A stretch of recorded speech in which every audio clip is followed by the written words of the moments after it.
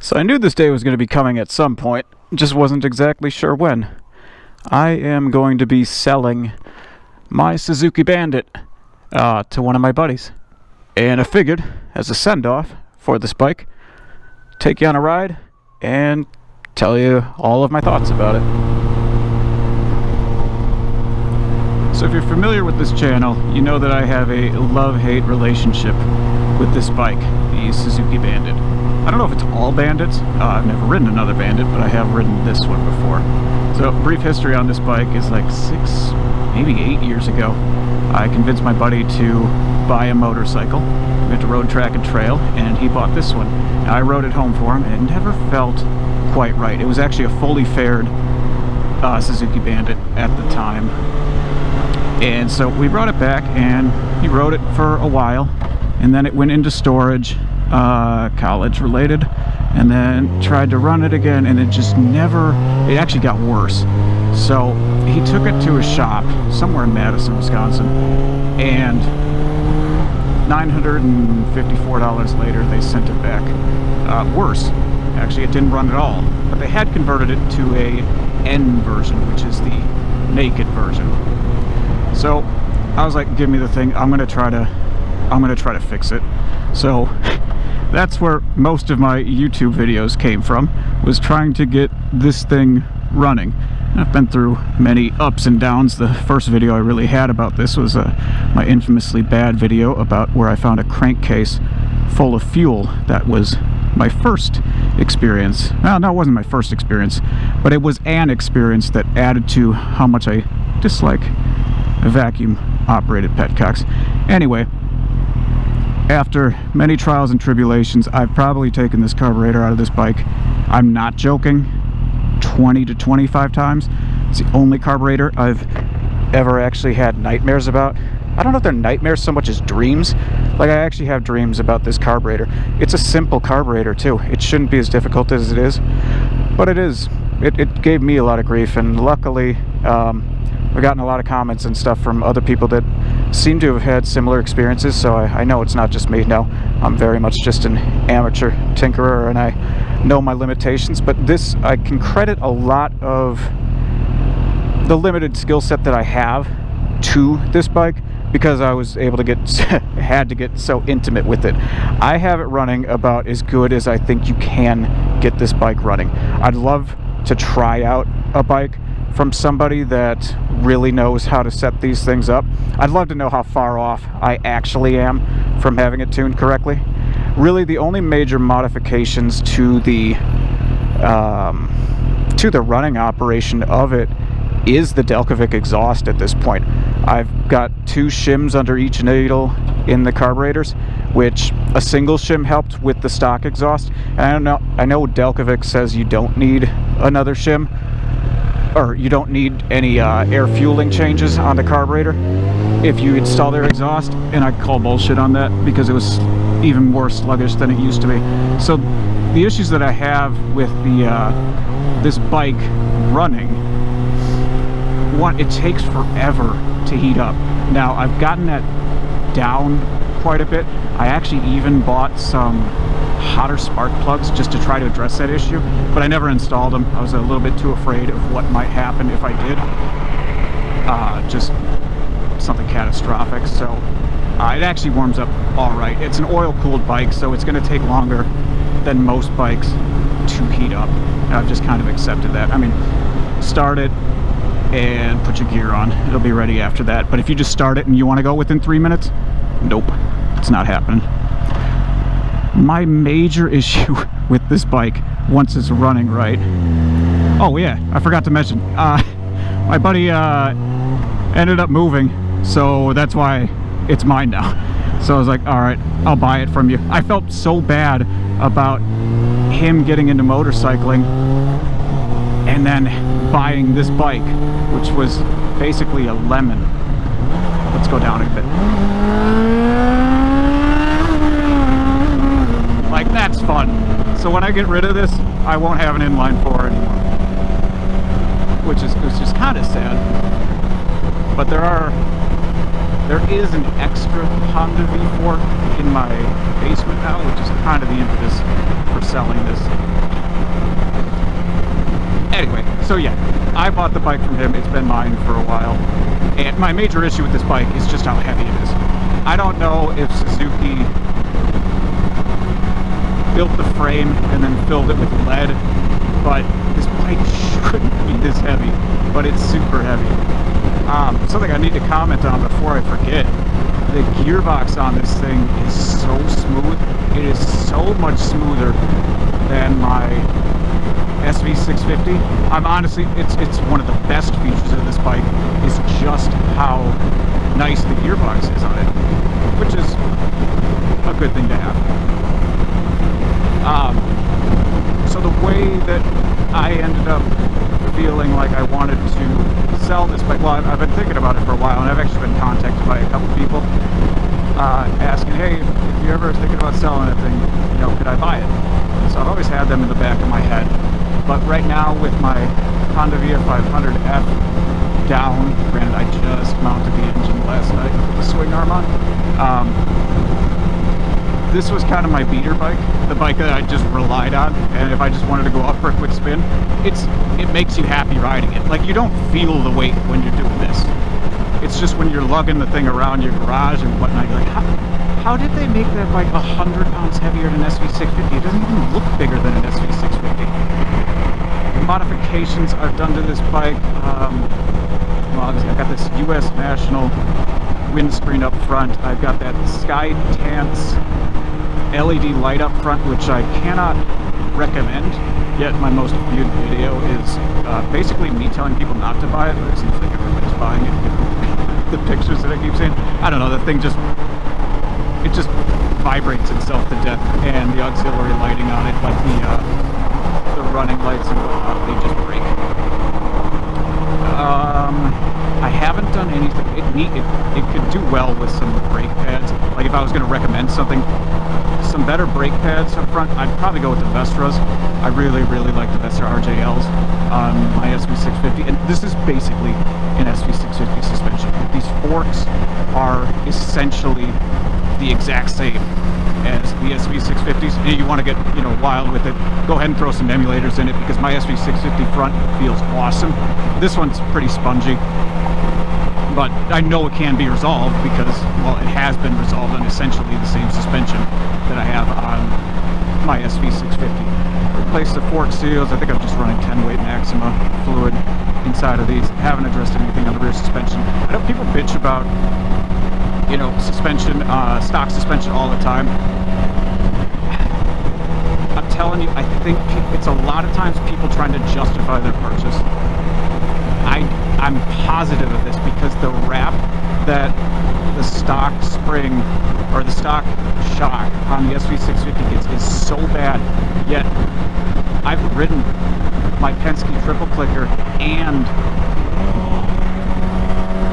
the stock spring on track, and it honestly wasn't that bad running the stock one. So yeah, if you were a heavier person, you're going 2 up on this thing, or you really wanted to get into performance riding, yeah, you'd want to do something about the rear shock on this. Plus, I'm just leaving my finger on.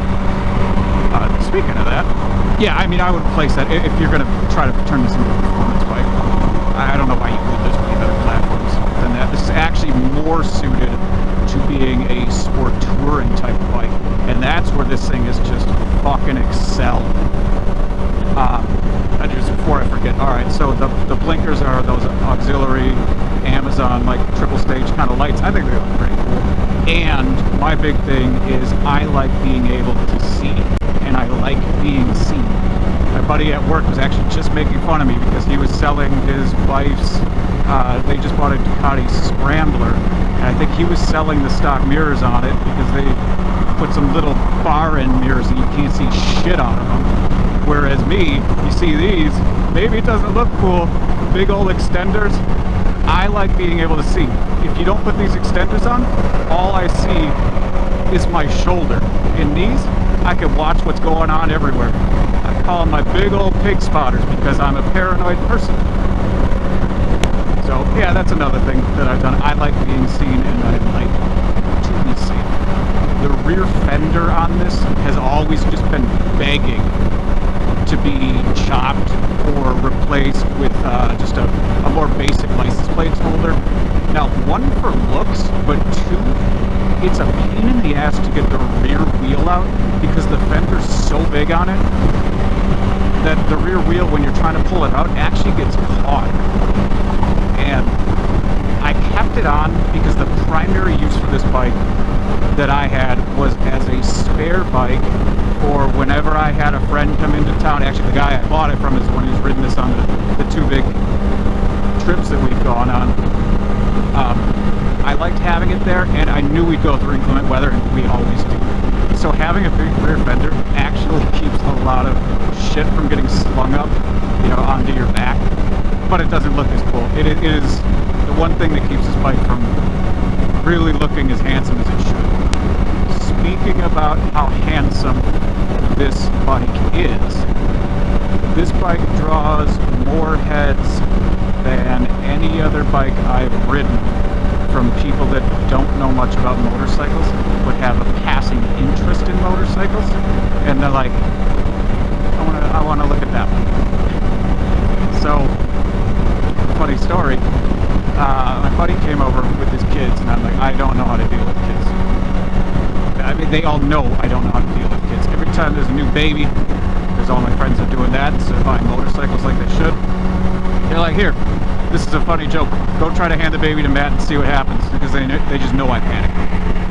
Anyway, so my buddy brings his kids over. I'm like, all right, how do I talk to them? They're terrified of me because they don't know who I am. They don't know why they're brought to this place. I'm like, all right, what is one thing we can bond over? What do kids like, and what do I like? Well, I like motorcycles, and I think kids like motorcycles. So, it's like, Danny, you want to start one of these? And do you want to let them rev the engine? And as I'm asking them in like another room, they're just crawling all over this one. SV650, VF500, V-Strong, not a passing glance. This is the one they wanted to look at. This is the one that caught the kids' attention. So it was actually kind of fun when we started it, as his son immediately just wanted to rev it. But his daughter didn't. She was fascinated by the sound of it when he would rev it. And then we shut it down and we went on to doing some other things. And then in secret she goes up to Dad and she's like, Daddy, I want to try now. So we go back into the driveway. I start it, and she just rips on the throttle and just pegs it, and this gigantic smile goes across her face as this thing is redlining in my driveway. Just letting all the neighbors know that, yeah, you're living next to a lunatic. But I won't forget that smile. It was pretty cool. It was getting dicey out there. So yeah, the thing is, this bike as the S version is a pretty boring, basic looking bike. As the N, as the naked version, it's a much better looking bike. It's just, I mean, it sort of has that timeless look to it. So, alright, so the Suzuki Bandit, I've seen, I know they've sold like thousands and thousands and thousands of these things. I don't know where they sold them to. I honestly have no idea. I've seen 4 of them. So I'm in the Midwest US, and I go to a fair amount of places where there's lots of motorcycles and whatnot, and I just don't see them. It does seem to be that this was far more successful in Europe. I mean, especially Europe. I mean, even like where most motorcycles, at least the ones that I'm familiar with, most of the internet communities and whatnot seem to be US based. Even the Bandit forum is banditforum.co.uk. Like if you're asking any questions or like, hey, I want to sell my bike, you're like, yeah, where in England are you? Well, I'm not. I don't know, it's just kind of interesting how that worked out, because I see SV650s all the time. Hell, at my last track day, I wouldn't doubt that there's 8 SV650s. I certainly haven't seen one of these on track, though I have watched some races on YouTube of these things racing, and I know that there's people that can turn this thing into an absolute machine. That was never my goal with it. My goal was just to get it to be a reliable sport tourer, which is exactly what it's done. I mean, you twist on the throttle, it has a little bit of lag. Actually, the throttle doesn't have so much lag, it's just, I think it's the weight of the bike. I mean, it's hauling around an extra 100 pounds versus a bike of similar stature. I always compare it to the SV650 because you see so many parts that are honestly they're the exact same as the SV650 on it. So like if I was buying one bike, I would, depending on the use case, but I would probably buy the SV650. Now this has like 80 horsepower to the SV650's 65, but outside of the freeway on-ramp, when you get this thing ripping, the SV650 just feels quicker, and I think that has to do with the weight of it. This thing still has a center stand, which is the reason I went with the Delcovic exhaust as opposed to just some of the other aftermarket slip-ons. I love having the center stand. I would not give up the center stand. So if you're looking at different exhausts for this bike, and you use your center stand, the Delcovic is a pretty good slip-on, option for you. It sounds pretty good. It looks pretty good. I wouldn't go with the slash cut like 8-inch. I honestly, this one's even a little bit loud for my taste. Though the stock exhaust, you can't even hear the stock exhaust when you're riding. You can't hear it. I'm riding with earplugs in now, and I can hear the motor, but the stock exhaust, it was like you were flying on a magic carpet, which for me, I try to be pretty unassuming most of the time. I didn't mind it so much, but I got I grabbed the Delcovic because I wanted, it's sort of a surprise for the last time that we went on our Michigan trip for my buddy. I was like, I know he's going to smile a whole lot more with a bike that's a hell of a lot louder. It just, a nice sounding exhaust absolutely increases your enjoyment of riding a motorcycle. 100%. However, if they are too loud, it's just like, why are you doing that? There's no point. I mean, bring it to a track, but besides that, why are you so loud? How many people need to be looking at you at all times? I don't like ridiculously loud exhaust. Granted, I was just at the Harley Museum earlier this week, and they have a Thursday bike night. Brought a co-worker who was up visiting from one of our branches in Mexico, kind of just determining whether or not he wanted to move to the U.S. and help out our engineering department. I was like, what's something interesting we can do? So the two things I came up with, well, we're going to take him to a brewer game. I was like, I fucking hate baseball. I'm just going to make him hate baseball. I was like, all right, what would you do? Okay, well, what's uniquely Milwaukee? And he's already been to the state fair.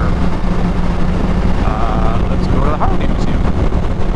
So we went to the Harley Museum. So we saw some really loud motorcycles, and I see the clientele. And I'm like, oh, those are the people that get those really fucking loud exhausts. I mean, I get it. I get why. It's just not my cup of tea. Something else about the Suzuki Bandit. I have Metzler M7RR tires on it, which, if you're just looking for an all-rounder, they're a great tire. The thing I like about them best is just how good the wet performance is. So I had these on my SV650 when I was running on track, and I feel like I had better grip than anybody else on track that wasn't on dedicated wets when it was raining. I did quite a few sessions in the rain. I recently switched to Bridgestone S22s, which I feel is a better tire for the track than this Metzler M7RR. I haven't tried the M9RR. But for an all-rounder, if you're not looking for huge longevity, this M7RR is a fantastic tire. I don't think it'll have the longevity of a dedicated sport type tire. And now when I ride on the street, this is how I ride, straight up. You can measure my chicken strips. You're not measuring in millimeters, you are measuring in inches.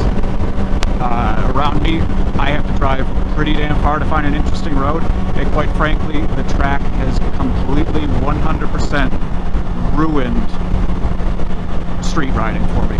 I get enjoyment out of just cruising along like this. I mean, not in traffic like this, but just cruising along and looking around. I get made fun of all the time if I'm riding with other people. They're like, can you please not be the one in front, because we hate going 5 miles an hour under the speed limit. And I'm like, oh, sorry. I didn't realize it.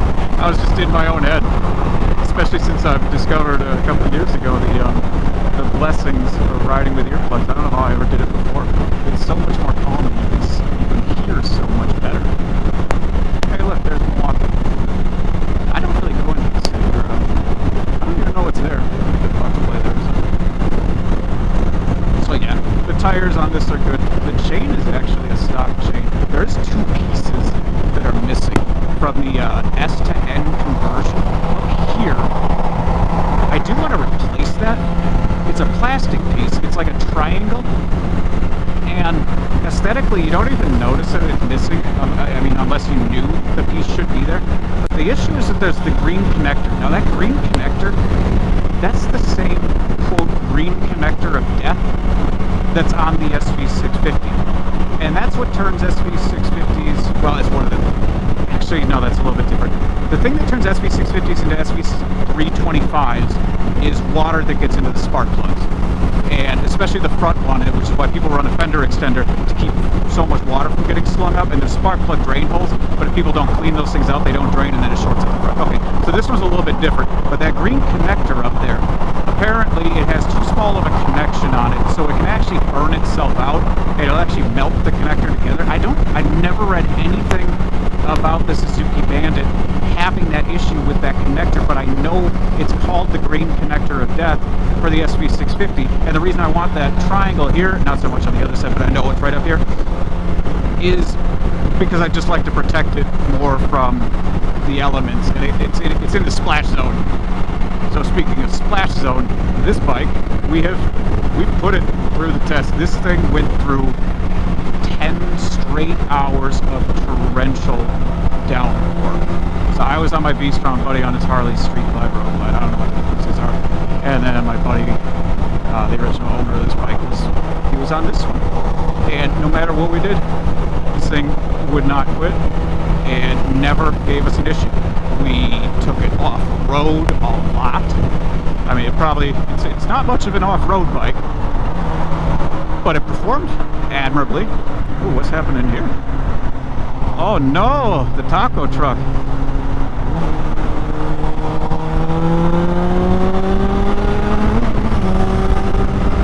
Oh yeah, so it performed admirably. It doesn't do well in sand.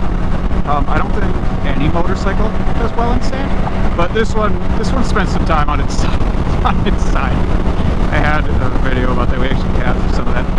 Not a video of the crash, sort of just the aftermath and me sprinting to it. My favorite part of that video is that if anybody watches it, they really get a true sense of what I care about. Because we were in the middle of, well, I don't want to even give it any context. Alright, so buddy Pat is laying on the ground. I know that the bike went over because I almost just crashed off a cliff. So I was slowing down to stop and re-catch my breath, because I damn near looped it off a cliff. I turn back and before I turn back, I hear what sounds like a gunshot. That's what has me flip my visor open and start sprinting backwards. So I see this bike laying on the ground, and I see my buddy standing next to it. And without asking him, are you okay, or anything like that, I immediately just started asking for help getting the bike up. Because I think in my haste, I did ask him if he was alright, but I was so worried about us getting stuck out there, because this is before I really knew that I had the bike running right, and I didn't have it running as well as this right now. And I was so worried about us getting stuck out there because we had no cell reception. We're on sand roads in the middle of, I don't fucking know where, Upper Peninsula, Michigan. I don't even know how we would have found people. We would have found it eventually because we had 2 running bikes. But I was just so worried about this bike dying there. I kind of felt bad after watching it. Oh shit, I cared a lot more about the bike's health than my friend's health, who just, I wouldn't even call it a crash. You just put it down for a nap. So yeah, this bike, it doesn't do well in sand. So if you're looking to ride in sand, I would probably pick a different bike. Power-wise, this is everything you could need on the street. I mean, obviously I'm not going on a terribly spirited ride right now. It gets up and goes, for sure. I'd love to try a Bandit 1200 someday, just to know what that's like, because was it the Bandit 1250? I don't know. Regular Car Reviews has one of my favorite videos ever where he reviews a Bandit 1250. One of the lines is like, you know, if you look closely, this thing's only 50cc short, or it's only one moped short of a Hayabusa. Except obviously there's a couple more differences. One of the differences being that it has lock nut adjustable valve tappets, which they require maintenance more often. Honestly, they require it like 3 times as often as shim under bucket, but the process is fairly simple. That being said, at this point, now having done as many lock nut and then shim under bucket valve adjustments as I have, I prefer the shim under bucket. Holy shit, that's just laying right in the fucking on-ramp there. I prefer the shim under bucket because they just don't wander, whereas these do wander over time. And like on that EX500 I was looking at, I think it calls for a valve adjustment like every 6,000 miles. I think this thing calls for it like every 10,000 miles, whereas the SV650 call and like the V-Strom I have, they call for it every 16,000 miles.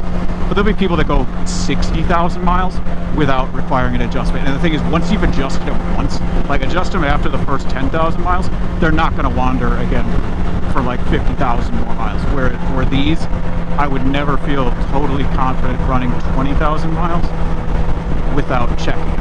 I mean, I'd run it, but I probably wouldn't decide to just jump on the bike and... What the fuck are you doing?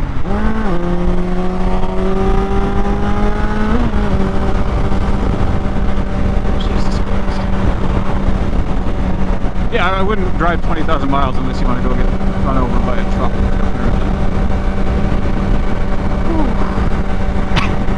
See, that's why I like being seen. That's why I need a better headlight that doesn't, well, that isn't Chinese and just brakes. The horn on this works. I'm not going to try it right now, but I know it works because it didn't work when I got it. I had to work on cleaning up the terminals to get on board and whatnot.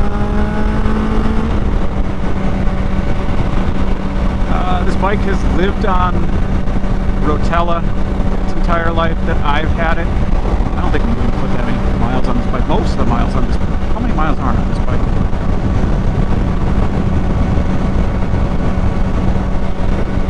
13,838 miles are on this bike.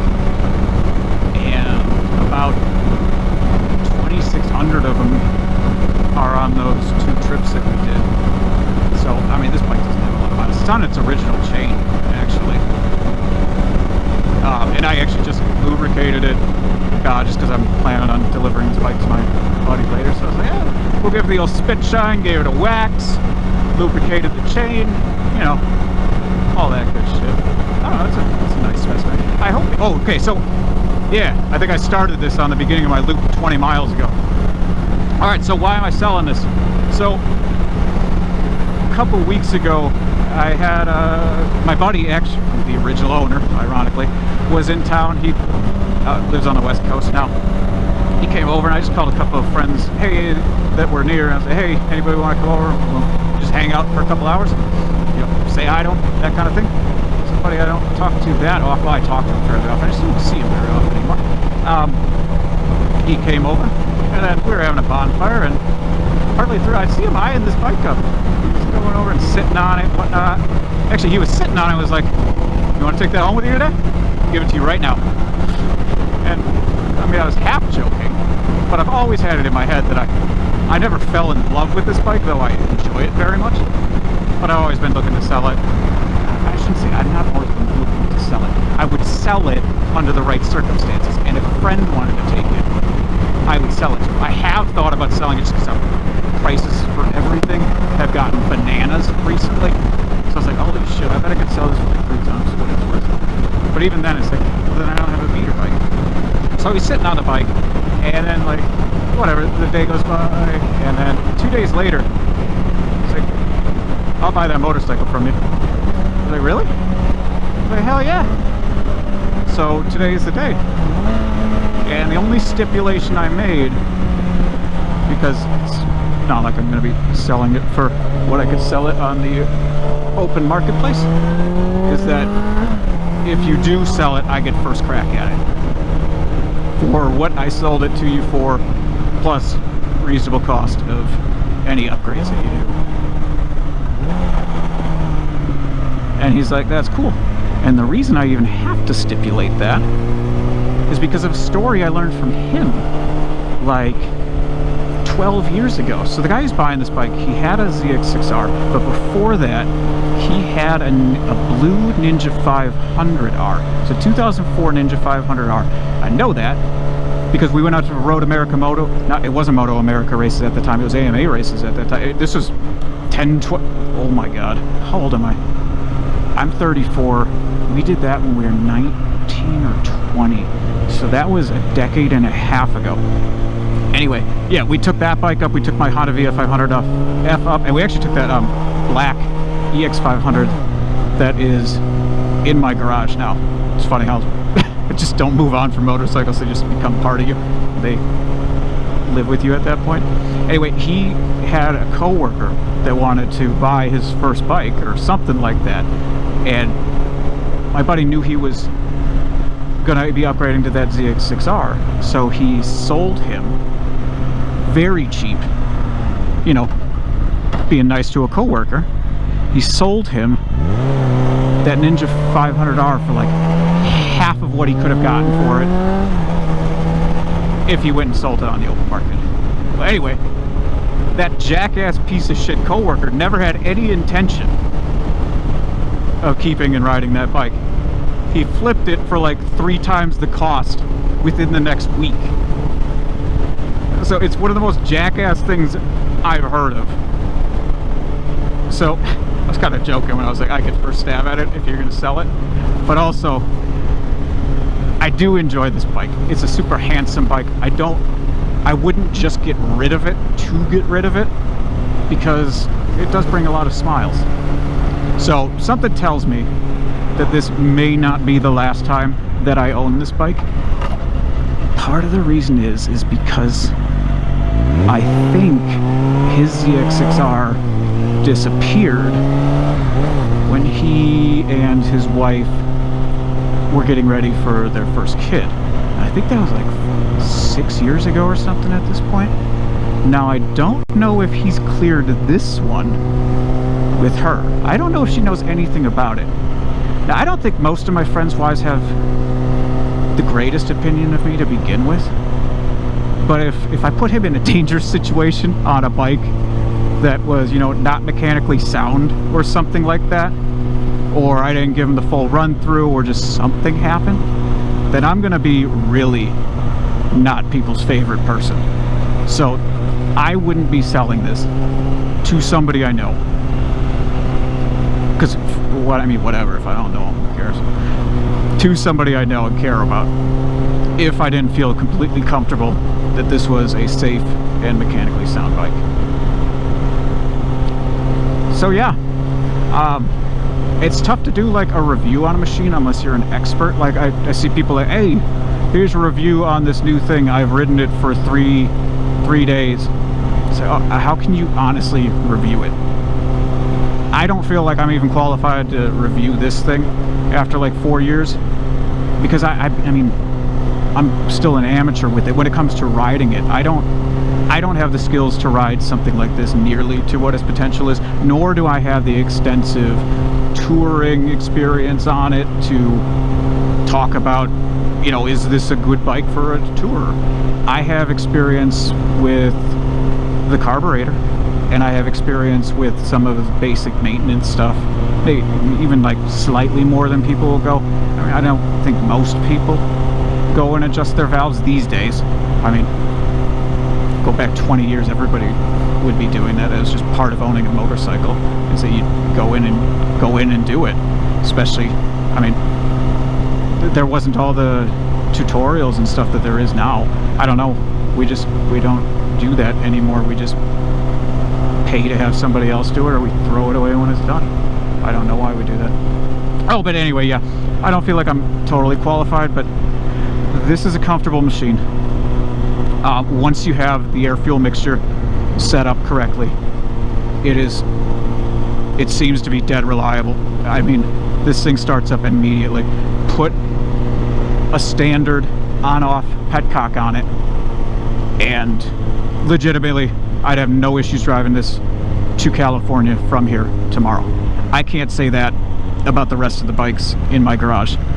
This one, I 100% can say that about. So, I actually managed to fill up the entire freeway block with me just mumbling and talking nonsense. What have I been talking? I've been talking about a Suzuki Bandit. So, yeah, I appreciate all the comments that people have, you know, given me, all the help that people have given me over the course of, you know, me making silly videos about this bike. I appreciate the encouragement so many people have given, and I also appreciate the people that have called me a fucking idiot, because you learn from all of those things. I've learned from all of those things. I feel like this bike has made me a more mechanical person only because I had to, because it didn't work. I made so many stupid errors on this bike. I had to redo things so many times. Just always go ahead. I gotta go back to keep it simple, stupid, that kind of thing. Just breathe, turn around, you know, just breathe, think about it for a while, go back to the drawing board and hit it again. So thank you to everybody that's been a part of this infamous bike's journey. There are some videos that, if you notice, they went missing. Not that you want to watch any of them again, but there are some. I was just like, oh, that's a fucking terrible video. So, or it's one where I thought there was bad information in it, or it's one that I'm just too embarrassed about and I don't want to answer questions about it anymore, because it's like, oh, you should have done this. It's like, yeah, I know, that was 4 years ago. So I did put them, they're not removed from YouTube, they're in my A Vault of Shame, which is a playlist on my page. Oh, there's a bird right there. It is a playlist on my page with all my unlisted videos that I simply just don't want to answer questions about anymore, or that I feel are actually detrimental to somebody that, you know, is trying to learn anything about these bikes. They may have some entertainment value if you just want to look at a stooge for a little while, but yeah, they're in there. I've also got some of my really slow track riding videos, because like nobody wants to see somebody ride slowly on an SV650. They want to see fast people. So it's like, that's why I haven't uploaded anything in a while, because most of my life has been actually track stuff recently. I haven't been doing nearly as much maintenance. I've been mainly focusing on track stuff recently because I got a bug up my butt, and in about a month and 6 days I'm going to be taking the course at Blackhawk to see if I'm qualified to join a race grid as an amateur, and I'm fucking terrified, and I'm also way too slow right now. So I've got 5 track days in between then and now where I've got to find 5 seconds at Blackhawk Farms. But this video is about the Suzuki Bandit, and it's a nice motorcycle with a great gearbox. Once you figure out the air fueling mixture, you're gonna be great. It'll treat you well, it'll treat my friend well, and something tells me his wife is gonna see it and send it right back. She'll be like, fuck that thing, that needs 2 more wheels, get it away from me, get it away from my kids. Don't ever get a feeling like that again. Give it to your idiot friend Matt. So you watched this far, thanks for watching. I will remember you. Will you?